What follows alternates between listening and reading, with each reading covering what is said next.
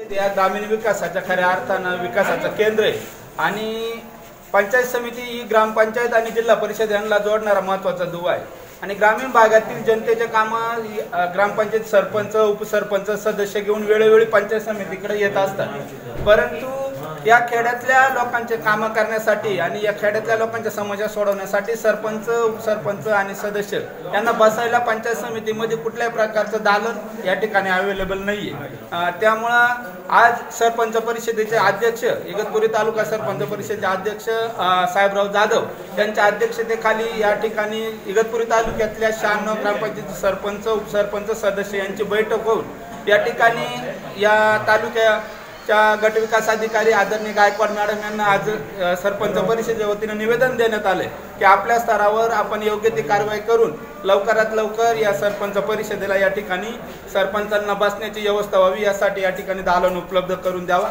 अशा आशयाचं निवेदन या ठिकाणी ग्रामपंचायतीच्या वतीनं सरपंच परिषदेचे अध्यक्ष साहेबराव जाधव यांनी दिले। त्र्यंबकेश्वरच्या मध्यस्थानी असणारं अंजनेरीगड जिथं हनुमंताचा जन्म झाला ते जन्मस्थान अजून बी वंचित अवस्थेत दुर्लक्षित अवस्थेमध्ये आहेत। आत्ताच बऱ्याच वर्षाच्या प्रयत्नानंतर तिथं अंजनी मातेच्या मंदिरापर्यंत जाण्यासाठी ज्या रस्त्याला मंजुरी मिळाली तो रस्ता मंजूर झाला आणि काही पर्यावरण प्रेमींनी त्याच्यावर हरकत घेऊन त्या रस्त्याला स्टे आणायचा प्रयत्न केला। पर्यावरण प्रेमींनी जो स्टे आणायचा प्रयत्न केला कारण तो जो रस्ता झाला अंजनी पर्वताचा जर रस्ता झाला तर ह्या पूर्ण परिसराचा विकास होणार आहे। आणि मुख्य म्हणजे आपण बघतो की प्रत्येक छोट्या मोठ्या गावामध्ये हनुमंताचं मंदिर आहे परंतु जिथं हनुमंताचा जन्म झाला तिथंच मात्र ते स्थान अजून बी दुर्लक्षित आहे। रस्ता जर झाला तर त्या स्थानाचा विकास होईल त्या परिसराचा विकास होईल त्यामुळे तो रस्ता होणं अतिशय गरजेचं आहे।